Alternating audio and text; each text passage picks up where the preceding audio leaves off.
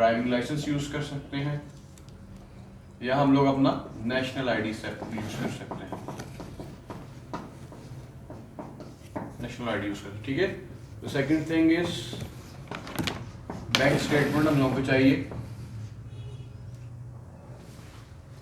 अमूमन वो bank statement require नहीं करता, आप लोगों को पूछता है प्रूफ ऑफ एड्रेस, क्या आप मुझे प्रूफ दो क्या आपका जो बिजनेस है वो वाकई इसी जगह पे ही वो एग्जिस्ट कर रहा है।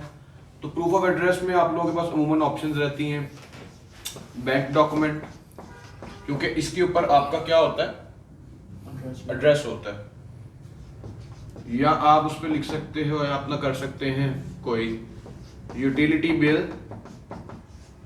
यूटिलिटी बिल में आपको क्या हो सकता है, इलेक्ट्रिसिटी का जो, जैसे कि कुछ इलेक्ट्रिसिटी चल सकता है, या आपका इंटरनेट चल सकता है बिल, या आपका जो है वो गैस का, सुई गैस वगैरह एक्सेट्रा, यूटिलिटी बिल्स। तो सर बिल वो जो क्रिएटर के नाम पे एग्जैक्टली ये आपके अपने नाम पे होना चाहिए और उसी एड्रेस पे होना चाहिए जिस एड्रेस पे आप लोग क्रिएट कर रहे हैं अपना अमेजोन सेलर सेंट्रल अकाउंट, ठीक है। तो उसी नाम पे ये आपका अकाउंट एग्जिस्ट करना चाहिए। यहाँ तक क्लियर है? आपकी लेट हो गई सर, ट्रैफिक थी, मैं दूसरे। अच्छा चले, आप कोशिश करें, आपके रात में ट्रैफिक होती है, आप आधा घंटा पहले निकला करें, ठीक है। अच्छा, अमेजोन सेलर अकाउंट क्रिएट करने के लिए हम लोगों को मैं बता रहा था कि जो चीज़ें रिक्वायर है, हम लोगों को अमेजोन का जब सेलर अकाउंट क्रिएट करना पड़ता है ना, ये कोर्स से हट के चीज़ है, लेकिन ये मैं अभी आप लोगों को एडवांस में इसलिए बता रहा हूँ कि जब आप लोगों का कोर्स वाइंड अप होता है तो उसके बाद आप लोगों को ये चीज़ें तैयार करने में कईयों के बहुत सारे इश्यूज होते हैं। आईडी कार्ड के इश्यूज हैं, आईडी कार्ड के ऊपर जो नाम लिखा हुआ उसके भी प्रॉब्लम्स कईयों के आते हैं, क्योंकि अक्सर कि पिछले बैचेस के अंदर कुछ स्टूडेंट्स के ऐसे इश्यूज आए हैं, उनके आईडी कार्ड के ऊपर स्पेशली फीमेल्स के इश्यूज ये आते हैं कि उनका सिर्फ फर्स्ट नेम होता है, सर नेम उनका होता ही कोई नहीं है उनके आईडी कार्ड पे, मतलब उनका फर्स्ट नेम लिखा हुआ है, ना आगे कुछ है ना पीछे कुछ, ठीक है। तो ऐसे आईडी कार्ड या पासपोर्ट भी अमेज़न एक्सेप्ट नहीं करता जिसके ऊपर लास्ट नेम ही नहीं है, ठीक है। तो ये सारे इश्यूज वगैरह अगर आपके हैं किसी के, तो आप लोग इसको करेक्ट कर सकते हैं टाइमली, इसलिए मैं आपको चीज़ें भी एडवांस में बता रहा हूँ कि आप ये प्रिपेयर करके रखें, क्योंकि कोर्स के बाद हम लोगों ने अमेज़न के आपके अकाउंट्स क्रिएट करवाने हैं, उसमें आप लोगों को डेफिनेटली ये चीज़ें होंगी तो अकाउंट बनेगा, ठीक है। तो पहले नंबर पर मैंने बताया कि आपके पास आईडी प्रूफ होना चाहिए, जिसमें आप लोग अपना पासपोर्ट यूज़ कर सकते हैं, अपना आईडी कार्ड यूज़ कर सकते हैं, अपना ड्राइविंग लाइसेंस यूज़ कर सकते हैं, ठीक है। उसके बाद आप लोगों को प्रूफ ऑफ एड्रेस अमेज़न को देना पड़ता है, जिसमें प्रूफ ऑफ एड्रेस में आप लोग मल्टीपल चीज़ें प्रोवाइड कर सकते हैं, जैसे कि बैंक डॉक्यूमेंट, कि जो आपका बैंक अकाउंट है उसके ऊपर आपकी बैंक स्टेटमेंट होती है, बैंक स्टेटमेंट के ऊपर आपका एड्रेस लिखा होता है जिसके ऊपर आपने अपना अकाउंट साइन अप किया होता है, ठीक है। अगर आप लोगों का बिजनेस अकाउंट है तो उसके लिए क्राइटेरिया थोड़ा सा डिफरेंट है, और अगर आपका पर्सनल अकाउंट है तो ये सारी चीज़ें उसके लिए है। उसके बाद यूटिलिटी बिल भी आप लोग यूज़ कर सकते हैं एड्रेस वेरिफिकेशन के लिए, जिसमें इंटरनेट का बिल भी चल सकता है, इलेक्ट्रिसिटी बिल भी चल सकता है, लेकिन बशर्त ये है कि वो आपके अपने नाम पे होना चाहिए, ठीक है। या आपके पास सुई गैस का कोई बिल है, या PTCL का बिल है, या कोई नया टेल का बिल है, या जो नया स्ट्रॉन्ग फाइबर है उसका बिल भी चल जाता है, जो कि इंटरनेट का बिल है वो भी चल जाता है। तो उस पर एड्रेस नहीं आता स्ट्रॉन्ग फाइबर के ऊपर एड्रेस होता है, PTCL के ऊपर भी एड्रेस होता है, स्ट्रॉन्ग फाइबर का भी है। हमारे पर्सनल नेम पे तो नहीं, मतलब किसी घर वाले के नेम वो नहीं चल सकता, क्योंकि अमेज़न को आपने अपना प्रूफ ऑफ एड्रेस देना है, क्योंकि अकाउंट आप अपना बना रहे हैं। तो ऐसी चीज़ों के लिए हम लोगों को यूटिलिटी बिल फिर नहीं चाहिए। अगर आपके पास नहीं है तो फिर आप अपना बैंक डॉक्यूमेंट यूज़ कर सकते हैं, जो कि आपका बैंक स्टेटमेंट होती है, जिसमें आप लोगों ने रिसेंट याद कर लिख लें, रिसेंट 3 मंथ्स की बैंक स्टेटमेंट जिसमें होती है। 3 मंथ्स मतलब कि ये नहीं कि 3 महीने पुराना अकाउंट होगा तो अकाउंट बनेगा। आप लोगों ने अपना अकाउंट आज भी अगर साइन अप किया बैंक के अंदर, अपना कोई अकाउंट ओपन करवाया, तो कल आपको अगर वो बैंक स्टेटमेंट दे देते हैं तो वो भी एक्सेप्टेबल है, लेकिन नहीं आपकी अपनी ही चलेगी। तो रिसेंट 3 मंथ्स की स्टेटमेंट मतलब ये है कि 3 महीने से पुरानी आपकी स्टेटमेंट नहीं होनी चाहिए, वो 3 महीने के अंदर अंदर होनी डेट में होनी चाहिए। क्लियर? उसके बाद आप लोगों को अपना चाहिए क्रेडिट कार्ड या डेबिट कार्ड अब ये क्या है क्रेडिट और डेबिट कार्ड में, इन दोनों में से कोई भी आपका जो है वो चल सकता है, बशर्त ये है कि वो वीजा या मास्टर कार्ड होना चाहिए, इन कंपनी से एसोसिएटेड होना चाहिए मास्टर कार्ड। अमूमन ये इश्यूज भी आते हैं कई स्टूडेंट्स के कि वो पाकिस्तानी जब अकाउंट ओपन करते हैं तो पाकिस्तानी भी एक सर्विस है पे पाक, तो वो पे पाक क्रिएट कर लेते हैं जो कि एक्सेप्टेबल नहीं है। पे पाक या यूनियन पे ये नहीं चलते हैं, ठीक है। तो आपको वीज़ा या मास्टर कार्ड चाहिए। जब भी आप अपना बैंक ओपन करवाने जाएं उनको बताएं कि मुझे जो कार्ड है वीज़ा या मास्टर कार्ड ही चाहिए, ठीक है। तब ही आप लोगों की ऑनलाइन पेमेंट हो सकेगी, क्योंकि ये जो मर्चेंट्स हैं इन्हीं की पेमेंट सपोर्ट करता है अमेजोन, ठीक है। 4th नंबर के ऊपर आप लोगों को क्या चाहिए, आप लोगों को चाहिए एक इंटरव्यू प्रोसेस है आपका। इंटरव्यू प्रोसेस होता है कि अमेजोन के साथ आपका एक इंटरव्यू होता है हर एक बंदे का। जिसने भी अमेजोन के ऊपर अपना सेलर अकाउंट क्रिएट करना है वो एक इंटरव्यू कंडक्ट करता है अमेजोन का कोई भी रिप्रेजेंटेटिव, जिसमें आप लोग उनसे टाइम ले सकते हैं। अमूमन पहले ये होता था कि टाइम बड़ा मिलता था, लंबा लंबा टाइम मिलता था, 2-2 हफ्ते 3-3 हफ्ते महीने बाद का भी टाइम मिलता था कुछ अर्से पहले तक।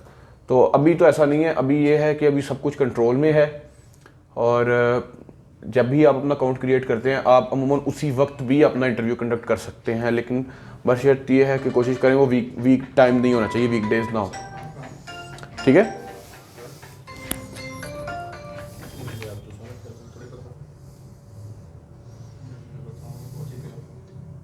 हेलो, अच्छा सॉरी। तो इंटरव्यू आपको कंडक्ट आपको अमेजोन के साथ करना पड़ता है अपना। हो गया मैं कैसे चलेगी अब इसमें क्या होता है इंटरव्यू में, बस ये चीज़ें आप लोगों को रिक्वायर है, ठीक है। ये चीज़ें आप लोगों ने अपनी पूरी करनी है और ये सारी PDF में आपके पास होनी चाहिए। लेकिन अभी नहीं, ऐसा नहीं करना आप लोगों ने। हाँ, इसको मूव कर लो। आप लोगों ने करनी है जब आपको मैं बोलूँगा ना कि अब आप अपना प्रिपेयर करना स्टार्ट कर दें। अभी बताने का सिर्फ मकसद ये है कि अगर आपका बैंक अकाउंट नहीं है तो आप क्रिएट कर लें। ID कार्ड के ऊपर कोई इश्यूज़ हैं तो वो अपने ID कार्ड के मसले रिजॉल्व कर लें, ठीक है। अगर आपके ID कार्ड के ऊपर नाम सिंगल नेम है, मतलब कोई सर नेम ही नहीं है या फर्स्ट नेम भी आपका कोई नहीं है, आपका नेम ही एक है जस्ट, जैसे कि एक एग्जांपल देता हूँ, आपके ID कार्ड पर नेम लिखा हुआ है नेम अहमद, दैट्स इट। उसके बाद फिर फादर नेम में वगैरह वगैरह, तो अहमद के ना आगे कुछ है ना पीछे कुछ है, ठीक है। तो ऐसा ID कार्ड एक्सेप्टेबल नहीं है। तो सर वालिद के नाम के अलावा अगर हमारा हो ही एक नाम तो फिर हम नहीं, वालिद का नाम अगर आपके नाम के आगे लग रहा है तो देन इट्स फाइन, उसमें कोई इशू नहीं है। जैसे कि लेट्स सपोज आपका नाम है आमना ताहिर, लेट्स सपोज, तो आमना ताहिर एक्सेप्टेबल। अगर हाल ही आमना है, सर नेम है ही कोई नहीं है, तो then it will be issue कि आपको अमेजोन इशू क्रिएट करेगा, क्योंकि उसकी पॉलिसी के मुताबिक, उनकी पॉलिसी है अकाउंट साइन अप पॉलिसी, उसमें उनको सर नेम चाहिए, लास्ट नेम चाहिए, ठीक है। ये हमारे पास ये केस आया था लास्ट टाइम भी और काफ़ी डिसअपॉइंटमेंट हुई थी उस फीमेल को। वो सबसे ज़्यादा मोटिवेटेड थी अपना अकाउंट क्रिएट करने में और उसी का अकाउंट सबसे लेट क्रिएट हुआ था, क्योंकि उसको फिर अपना नया ID कार्ड बनाना पड़ा था नादरा से, उसमें भी उसका टाइम ज़ाया हुआ था। फिर दोबारा बैंक में उसका नया अकाउंट उसको क्रिएट करना पड़ा, क्योंकि उसका पहला नाम हालिया अपना के नाम पे ही था, ठीक है। तो आप ये सारी चीज़ें प्रिपेयर कर लें, अपना कार्ड, मास्टर कार्ड, अपना बैंक, ये सारी चीज़ें प्रिपेयर कर लें, देन आप लोगों को कोई प्रॉब्लम नहीं होगी। क्योंकि बैंक स्टेटमेंट जब आप प्रिंट करवाएंगे विद इन, मुझे लेटेस्ट बैंक स्टेटमेंट अमूमन चाहिए होती हैं, ठीक है। तो आई वुड रिकमेंड कि आप अपना UBL में बैंक अकाउंट ओपन कर सकते हैं या मिज़ान में कर सकते हैं। मिज़ान इज़ क्वाइट प्रेफरेबल कि उसका जो कार्ड है वो एक्सेप्ट हो जाता है मिज़ान का, लेकिन आजकल मिज़ान भी समटाइम इशू करता है। तो मिज़ान के लिए आप लोगों को एक चीज़ है, वो आप लोग अभी से अपना अकाउंट क्रिएट कर लें। मैं आपको बता देता हूँ, आप अपना कार्ड के लिए आप अपना एक वॉलेट क्रिएट कर सकते हैं जिसको हम लोग बोलते हैं नया पे। नहीं, वो एक्सेप्टेबल नहीं है। सिर्फ नया पे आपका जो है एक ऐसा है फाइनेंशियल इंस्टीट्यूशन ऐप है जिसमें आप लोग अपना जस्ट लाइक इजी पैसा, जैज़ कैश, ये वॉलेट्स हैं, ठीक है। लेकिन ये काफ़ी अच्छे लेवल का वॉलेट है जिसमें आप लोगों को आपका IBN नंबर भी मिल जाता है, जिसे हम लोग इन शॉर्ट अकाउंट नंबर भी कहते हैं, जिस पर आप अपनी फ़ॉरेन पेमेंट्स भी मंगवा सकते हैं, ठीक है। जैज़ कैश, इजी पैसा पे आप लोगों को अभी तक IBN की ऑप्शन नहीं आती, ठीक है, जिस पे आपको अकाउंट नंबर नहीं देता। उसमें अकाउंट नंबर क्या होता है, आपका मोबाइल नंबर ही आपका अकाउंट नंबर होता है अमूमन। जैज़ कैश और वॉलेट और नया पे जो जैज़ कैश और इजी पैसा, इस पर आपको जो मोबाइल नंबर है, मोबाइल नंबर पर ये वॉलेट क्रिएट होता है आपकी ID के ऊपर, आपके नाम पे सिम होनी चाहिए, ये बस इनकी ये रिक्वायरमेंट है। तो आपका वो जैज़ कैश ईजी पैसा बन जाता है, लेकिन उसमें आपको IBAN नंबर नहीं मिलता, अकाउंट नंबर नहीं मिलता, फॉरेन पेमेंट्स नहीं मंगवा सकते, ठीक है। वो एक अलग मैटर है। जैज़ कैश का जो है आगे चल के हम लोग पढ़ेंगे, जैज़ कैश पे आप पेमेंट मंगवा सकते हैं इंटरनेशनल, लेकिन वो भी क्राइटेरिया ये नहीं है कि आपके पास डायरेक्ट आप पेमेंट ट्रांसफ़र कर लें, ऐसा नहीं है। आपको लिंक करना पड़ता है अपना अकाउंट, फिर जाके होता है, वो आगे चल के उसको देखेंगे। लेकिन नया पे का आप अपने मोबाइल्स में ऐप इंस्टॉल करके साइन अप करवा लें नया पे, ताकि इसमें भी 1-2 दिन लगता है आपकी ID वेरीफाई होने में। आपका ID कार्ड आप लोग पिक्चर लेके उनको भेजेंगे फ्रंट बैक, और अगर वो सेटिस्फाई नहीं होंगे आपकी पिक्चर से, या आपकी पिक्चर अच्छी ना आई मोबाइल की जो आपने अपनी कैप्चर करनी है, अपनी सेल्फी भी बनानी है, तो वो अगर वेरीफाई ना हुई तो फिर वो आपका इंटरव्यू करेंगे प्रॉपर। कईयों का इंटरव्यू कॉल के ऊपर भी हो जाता है, फ़ोन करते हैं वो लोग, कई दफ़ा वो आपको कहते हैं हमारे साथ वीडियो कॉल वेरिफिकेशन करें आप लोग, जिसमें आप उनको डाउट पड़ता है कि ये बंदा वो नहीं है जो ID कार्ड वाला है, ठीक है। तो आप अच्छे तरीके से इसको नया पे को साइन अप करिएगा ताकि आपके ID के मसले ना आए। जब आपका नया पे बन जाएगा, आप अपना कार्ड ऑर्डर कर लीजिएगा। इसका कार्ड अमेजोन एक्सेप्ट कर लेता है, अमूमन eBay भी कर लेता है। और सर उसमें नाम सेम होना चाहिए ID कार्ड वाला। एग्जैक्टली ID कार्ड वाला नेम ही आपने अपना लगाना है नया पे, और आपके जो कार्ड है उसके ऊपर भी डेफिनेटली जिस नाम से आपका नया पे का अकाउंट बनेगा वही नाम ऑटोमेटिकली आपके डेबिट कार्ड के ऊपर, मास्टर कार्ड पे या वीसा कार्ड पे वो ऑटोमेटिक प्रिंट भी हो जाएगा, ठीक है। और सर कार्ड पे वो चीज़ की जब आप कार्ड की इन्वेस्ट करते हैं तो पूछता है कि शॉर्ट नेम लिखवाना है या फुल नेम लिखवाना है, तो वो आप कर सकते हैं। आई वुड रिकमेंड आप फुल नेम ही करें। कल को आपको अपना वैसे भी प्रूफ करना पड़ता है कि मेरा ही कार्ड है ये। शॉर्ट नेम अगर आप लिखेंगे या तो वो समटाइम वेरीफाई नहीं होता कि ये इसका कार्ड नहीं है, ठीक है। तो आप अपने नाम पे ही कर लें, नया पे का अकाउंट क्रिएट करवा लें, किसी प्रोफेशनल से करवा लें। ये जो ऑलरेडी बनाता है, आप फर्स्ट टाइम बनाते हैं, इस गलती की गुंजाइश होती है। तो नया पे का अकाउंट आप क्रिएट करें, मोबाइल में डाउनलोड करके सिम आपने अपने नाम की यूज़ करनी है, ठीक है। जो आपके नाम की सिम निकली हो उसी सिम के ऊपर आपने नया पे क्रिएट करने की कोशिश ऐसे करें, ठीक है। तो ये सारी रिक्वायरमेंट्स आप लोग पूरी कर लें। जब आप लोगों का ये कोर्स खत्म होता है अमेज़ॉन का, तो हम लोग इन्हीं चीज़ों को यूज़ करते हुए आपका Amazon seller central account create करेंगे। क्लियर है। तो आज हम लास्ट लेक्चर जो है अपना रिपीट कर लेते हैं, क्योंकि लास्ट लेक्चर थोड़ा सा ट्रिकी था। इसको अमूमन मैं 2-3 बार रिपीट वैसे भी करता हूँ इस लेक्चर को। तो हम लोग चलते हैं वापस अपने प्रोफेशनल डैशबोर्ड पे।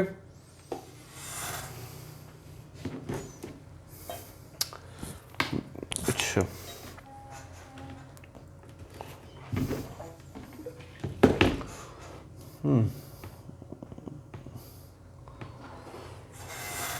ओके, सो हम लोग चलते हैं अपने डैशबोर्ड पे। अब अमेज़ॉन के ऊपर आते हैं। मैंने बताया था कि हम लोग कोई भी प्रोडक्ट, रैंडम प्रोडक्ट है, उसको सर्च भी कर सकते हैं, उसकी स्टैट्स और उसकी एनालिस्टिक रिपोर्ट्स भी हम लोग निकाल सकते हैं। लेकिन अगर हम चाह रहे हैं कि अमेज़ॉन के कुछ सॉफ्टवेयर्स को यूज़ करते हुए, जैसे कि हीलियम 10 की अभी हम लोगों ने सिर्फ बात की थी, सिर्फ आप लोग अगर हीलियम 10 को यूज़ करते हुए प्रोडक्ट को हंट करना चाह रहे हैं तो आप ईजिली कर सकते हैं। कैसे कर सकते हैं? आप हीलियम 10 का डैशबोर्ड है, इसको ऑन करें। इसको आप इधर आपको टूल्स का ऑप्शन मिलेगा। तो टूल्स के ऑप्शन के अंदर फर्स्ट ऑफ ऑल सबसे पहले नंबर पे आपको जो मिलेगा सीरीब्रो मिलेगा, लिस्टिंग एनालाइजर, लिस्टिंग बिल्डर। आगे चल के पढ़ेंगे क्या चीज़ें हैं, इनको कैसे यूज़ करना है।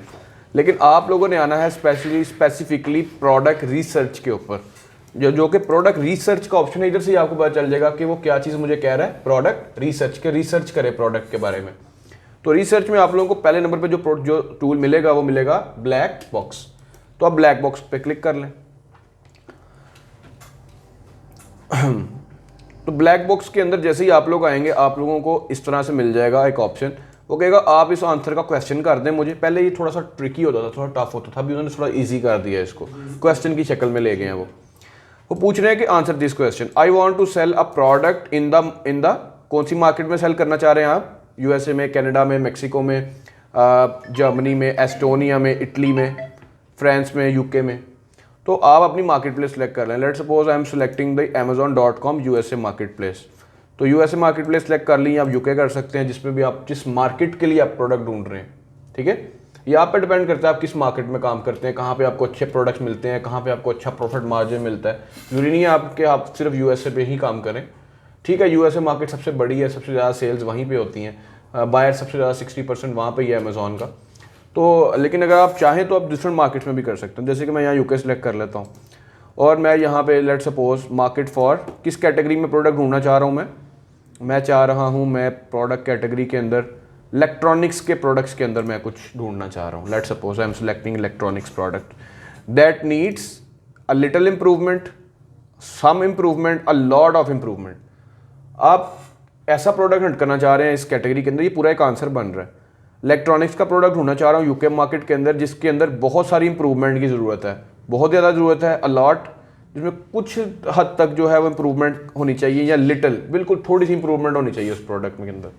तो मैं कहता हूँ जी मैं इसके अंदर कुछ सम इम्प्रूवमेंट उसके अंदर मौजूद हो। डेफिनेटली किसी कैटेगरी के प्रोडक्ट के अंदर अगर आपको कोई इंप्रूवमेंट चाहिए ही नहीं तो वो ऑलरेडी वहाँ परफेक्ट सेलर्स बैठे हुए हैं, तो परफेक्ट सेलर जब बैठे हुए हैं तो आपके चांस बहुत कम है। तो आप कुछ ऐसा देखें जिसके अंदर इंप्रूवमेंट मौजूद हो, इंप्रूवमेंट मतलब कि इंप्रूवमेंट की भी ज़रूरत है उस प्रोडक्ट के अंदर, उस कैटेगरी के। तो where competition is high, competition हो, लो कंपटीशन हो या मीडियम हो, तो मैं कहता हूँ जी लो कंपटीशन वाला प्रोडक्ट हो। लो कंपटीशन देख लें या आप मीडियम देख सकते हैं, ठीक है, जिसमें अगर आप हाई कंपटीशन देखेंगे तो फिर ब्रांड्स भी बैठे होंगे, फिर हज़ारों रिव्यूज़ वाले, रेटिंग्स वाले आपको लोग नज़र आएंगे।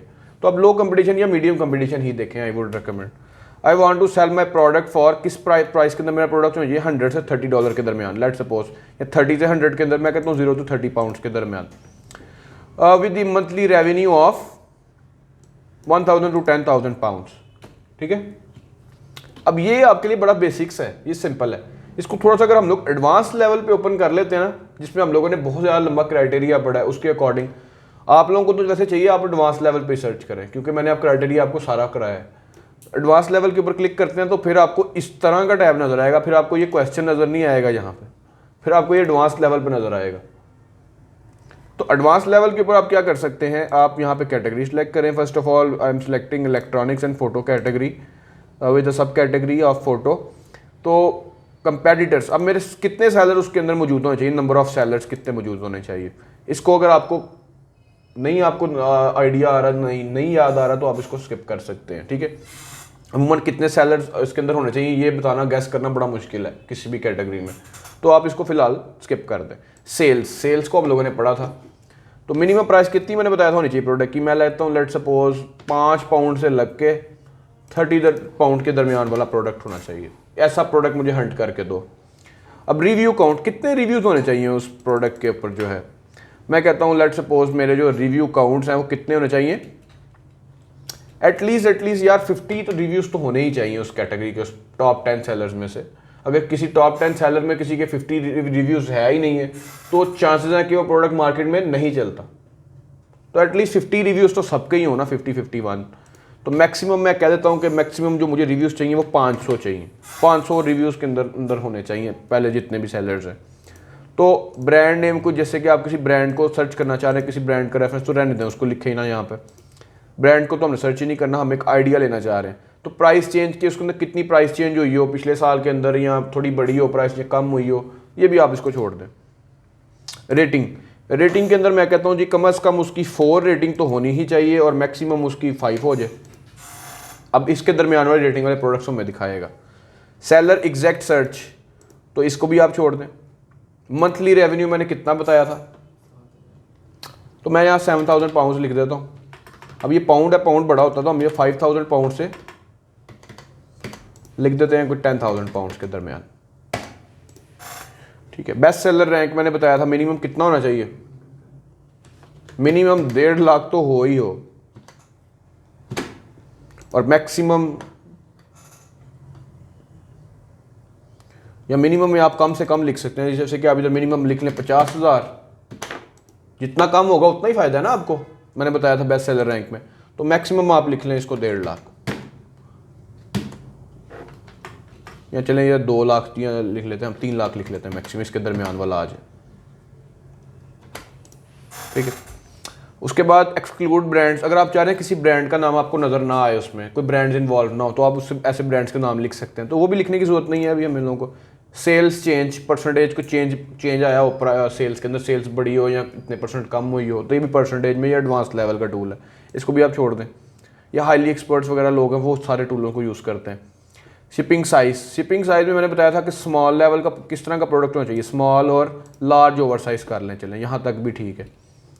ये भी प्रोडक्ट जो है 1.5 kg के अंदर ही आते हैं, लार्ज ओवर साइज़ वाले। तो एक्सक्लूड सेलर्स, इसको भी छोड़ दें। मंथली सेल्स एटलीस्ट कितनी होनी चाहिए मैंने बताया था, कम से कम 500 यूनिट्स तो सेल होते हो और मैक्सिमम 5000 होते हो, ठीक है। या मिनिमम के अंदर जो है वो आप मज़ीद कम भी कर सकते हैं, चाहे तो आप इसको 200 पे ले जाएं, 200 से मैक्सिमम 500 का मैक्सिमम 1000 कर लें, चलें। कम से कम 200 पीस तो सेल होते हो ना हर एक सेलर के। तो वेट, प्रोडक्ट का वेट कितना चाहिए इसको भी छोड़ दें, LBs के अंदर लिखना है। सेल ईयर, किस साल के अंदर कितनी सेल थी, कितने साल में बढ़ी, ये भी छोड़ दें। फुलफिलमेंट ये क्या होना चाहिए, FBA प्रोडक्ट होना चाहिए। बेस्ट सेल मंथ ये भी छोड़ दें। नंबर ऑफ इमेजेस ये भी छोड़ दें। सेल्स टू रिव्यू रेशो ये भी छोड़ दें। वेरिएशन काउंट ये भी छोड़ दें। टाइटल कीवर्ड्स, कोई कीवर्ड बता दें इसके मतलब कोई आपका प्रोडक्ट सर्च करता हूँ, ये भी छोड़ दें। लिस्टिंग एज, कितनी पुरानी लिस्टिंग होनी चाहिए, ये भी इसको भी छोड़ दें। तो इसको सर्च करते हैं। कोई प्रोडक्ट इसके ऊपर नहीं आया, हमने बहुत ज़्यादा स्पेसिफिक कर दिया, ठीक है। अब कोई और कैटेगरी पे भी चेक कर लेते हैं कि शायद इसी कैटेगरी के ऊपर हम लोगों को कोई और प्रोडक्ट मिल जाए। लेट्स सपोज हम इसको देखते हैं बड़ी कैटेगरी पे, जैसे कि स्पोर्ट्स कैटेगरी पे चले देख लेते हैं। सारे क्राइटेरिया वही है और इसको हम लोग स्पोर्ट्स कैटेगरी पे अप्लाई करते हैं, तो शायद इस पर कोई प्रोडक्ट मिल जाए। ऐसा नहीं, बहुत ज़्यादा स्पेसिफिक हो गया है। इस क्राइटेरिया के उसको कोई प्रोडक्ट मिल ही नहीं रहा। थोड़ा सा क्राइटेरिया अपना बदलना है फिर आपने ऐसी सूरत हाल के अंदर, ठीक है। मैं से कि मिनिमम BSR है, इसको मैं चेंज कर देता हूँ और मंथली रेवेन्यू यही रहने देता हूँ। मंथली यूनिट्स ख़त्म कर देता हूँ। जब मैंने सेल्स लिख लिया फिर यूनिट्स लिखने की ज़रूरत नहीं है। तो इसको अब अप्लाई करता हूँ। अब मुझे उम्मीद है अब आना चाहिए रिज़ल्ट। देखें रिज़ल्ट आ गया ना। तो अब ये मेरे पास रिजल्ट आया पहले नंबर पे, ये वाला सेल्स रैंक इसका आप देखें 6000 सेल रैंक है, मतलब काफ़ी अच्छा है, ठीक है। 29 पाउंड्स प्रोडक्ट की प्राइस है। मंथली सेल कितनी हो रही है, 229 यूनिट्स हर महीने सेल हो रही हैं। अब इसको हम लोग ओपन करके देखते हैं क्या प्रोडक्ट है।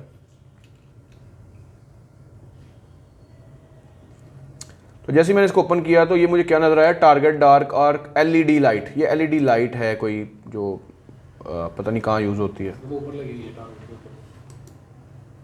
ये कोई पिक्चर है, कोई ये चीज़ है,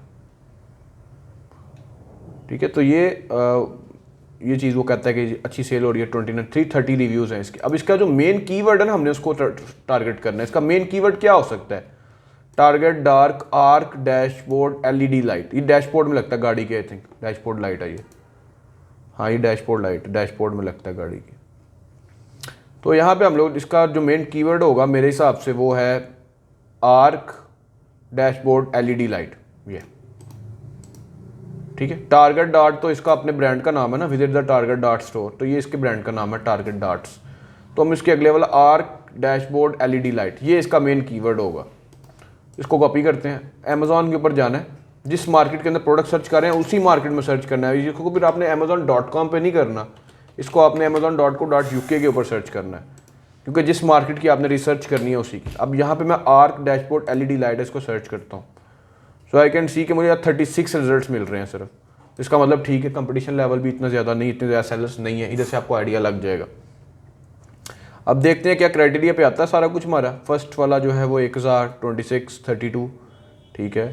41 ये तकरीबन 5000 रिव्यू वाला है। 1700 कुछ वाला है। 1300, 250, 3500, 2000, 1, उसके बाद है ही कोई नहीं किसी के पास फीडबैक। 135, 161, 100, इसके बाद भी कोई फीडबैक नहीं। 900 कुछ, 1500, 2000, 1800, 24, ठीक है। एक रैंडम हमने देखा, हमें पता चल गया पहले 10-15 का जो है वो कोई कईयों का बहुत ज़्यादा है, कईयों का बिल्कुल रेंज के अंदर है। तो लेकिन फिर भी इसके ऊपर हम लोग अपना एक एक्सरे रन करते हैं इसकी बाकी चीज़ें चेक करने के लिए। यहाँ पे हम लोग एक्सरे रन करते हैं। अब जैसे ही एक्सरे रन किया तो वी कैन सी कि हम लोगों को यहाँ पे प्रोडक्ट नजर आना शुरू हो गए, ठीक है। तो यहाँ पे हम लोग इसकी सेल्स देख सकते हैं, कितनी सेल्स हो रही हैं। जो पहला बंदा है इसकी सेल्स, आप इसको हम लोग इसकी सेल्स देख सकते हैं, ठीक है। ये जो है अब सेल्स उसने हाइड कर दी है। पहले क्या होता था, ये आपको फ्री दिखाता था, ट्रायल वेरिएंट के अंदर भी आपको सेल्स वगैरह शो कर देता था, लोग फ्री के अंदर ही यूज़ करते जाते थे। अब उन्होंने इसको हाइड करना स्टार्ट कर दिया हुआ है। लेकिन आप देसी तरीका यूज़ कर सकते हैं, मैंने बताया था। नोटपैड ओपन करें, नोटपैड में आप इसको कॉपी कर लें नीचे से, या ये वाला जैसे कि इसको मैं कॉपी कर लेता हूँ, कॉपी करके नोटपैड के अंदर मैं इसको पेस्ट कर देता हूँ नोटपैड में। तो ये आ रहा है 7,000 पाउंड की सेल हो रही है, 7,500 पाउंड की एक मंथ की सेल है। ये मंथली सेल्स आती हैं यहाँ पे, ठीक है, डेली नहीं आती, मंथली सेल, एक एवरेज सेल आती है। सॉफ्टवेयर स्क्रैप करता है डाटा, तो एक मंथ का एवरेज बनाता है। 7,500 रुपये की उसकी अप्रॉक्सीमेट सेल है, 7,700 पाउंड की इस वाले की, क्रीक लाइफ वाले की LED लाइटिंग। तो यहाँ पे आगे चल के इसकी बाकी चीज़ें भी देखते हैं।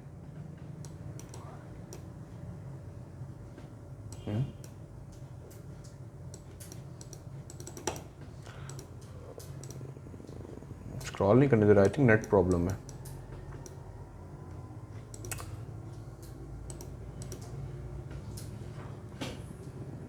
बाकी चीज़ें उसने हाइड कर दी हैं यूके मार्केट का, और कुछ भी नहीं बता रहा मैं, ठीक है। फिर भी एक बार सर्च कर लेते हैं, चेक करते हैं। हाँ ये देखें, इसको नीचे से आप स्क्रॉल करेंगे तो आगे उसका BSR बेस्ट सेलर रैंक भी आपको नज़र आ जाएगा। ये देखें, इसका BSR लेवल बहुत कम है, 23 और 50, मतलब कि काफ़ी अच्छी सेल्स होंगी इसकी भी, ठीक है। ब्रांड्स में आप लोगों ने देख लें, जैसे आपको ब्रांड नजर आएगा, कोई भी अमेजोन नहीं है, देख रहे हैं, कोई भी AMG अमेजोन खुद नहीं है यहाँ पे, पहली चीज़ तो ये। अब आगे देखते हैं, ये सेलर यूके रीजन से है, ये रीजन उसने हाइड कर दिया, लेकिन हमें पता है यूके के ही है। फीस, इतनी फ़ीस चार्ज हो रही है FBA के अंदर। ये जो यूनिकॉर्न है, यूनिकॉर्न वाला बंदा है, इसकी नॉट अवेलेबल सेल्स आ रही हैं।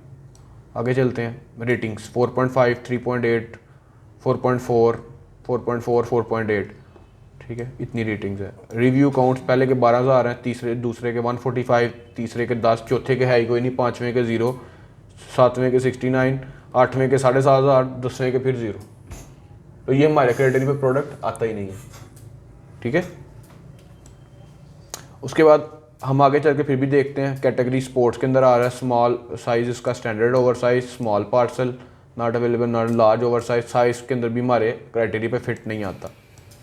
आगे चलते हैं, फुलफिलमेंट में मर्चेंट, पहला बंदा मर्चेंट सेल कर रहा है, मतलब ऑर्डर आ रहा है तो बना के खुद कस्टमर को जो कर रहा है, शिप कर रहा है, या उसके अपने पास माल पड़ा हुआ है, उसने अमेजोन को नहीं भेजा हुआ। MFN का मतलब होता है मर्चेंट फुलफिलमेंट, ठीक है। तीसरे नंबर पे अमेजोन 2 ही है, इसमें अमेजोन घुसे हुए हैं। तीसरे पे फिर मर्चेंट है, चौथे पे FBA एक बंदा कर रहा है इस वाले प्रोडक्ट को, पाँचवें फिर अमेजोन। तो मतलब ये वैसे ही हमारे क्राइटेरिया पे नहीं आता ये प्रोडक्ट, ठीक है। तो लिस्टिंग क्रिएशन डेट, किस डेट को ये लिस्टिंग हुई, इसने 2013 को की, इसने 2022 को, 2021, 2023, 20, 2016, 2023, 2023। जिनकी नॉट अवेलेबल है, माइट पॉसिबल उनका स्टॉक खत्म हुआ और उन्होंने काफ़ी देर से उन्होंने रीस्टॉक ना किया हो सामान, इसलिए उनका कोई ग्राफ निकला ही नहीं है सेल्स का, ये भी पॉसिबिलिटी है। लेकिन ओवरऑल क्राइटेरिया अभी तक हमारे क्राइटेरिया के मुताबिक फेल है ये। तो हम ऐसी सूरत हाल में नया प्रोडक्ट हंट करेंगे, इसको स्किप कर देंगे, इस आइडिया को स्किप कर देंगे, अगले आइडिया की तरफ चलेंगे।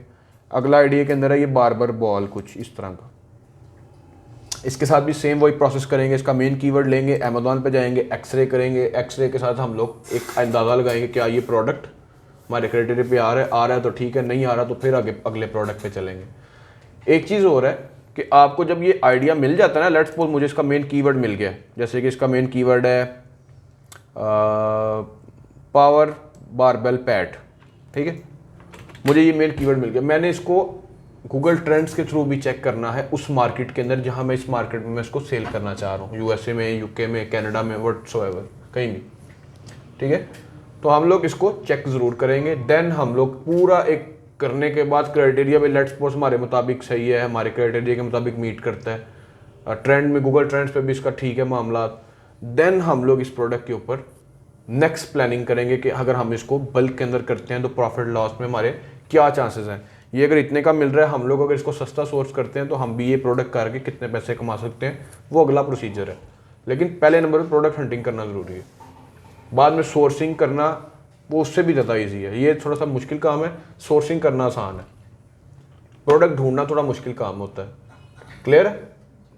आज के लिए इतना ही, कल 5 प्रोडक्ट्स नेक्स्ट आप लोग हंट करके ले आए। मैंने क्लास इसलिए लंबी भी की है कि आप लोग जो है वो डिटेल में समझ जाएँ। मैंने रिपीट ही की है ऑलमोस्ट क्लास, मैंने कोई नई चीज़ तो करवाई नहीं है मैंने, तो इसको आप लोग करके आए।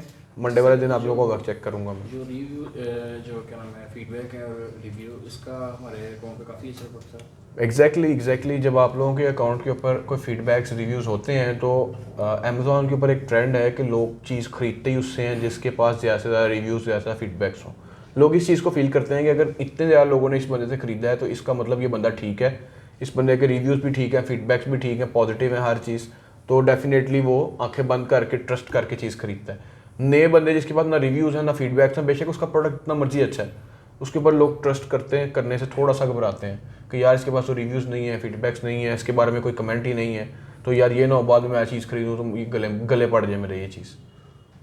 तो ठीक है। मेरे जब एक चीज़ आ रही थी कि जो हम आपस में क्लास फेलो आपस में एक दूसरे का अकाउंट जहाँ अगर अकाउंट पर नहीं हो सकते तो रिव्यूज हम उसमें डाल सकते हैं। आई वुड रिकमेंड कि रिव्यूज़ हमेशा जो है वो पॉजिटिव आप लोगों के हमेशा होने इसी तरह के चाहिए जो कि नेचुरल आए, लेकिन फॉर एडवर्टाइजमेंट पर्पस आप लोग कर सकते हैं, कोई मसला नहीं है, लेकिन नेचुरल हो तो ज़्यादा बेनिफिट है। ऑफ कर दें। अस्सलाम वालेकुम। पेट भी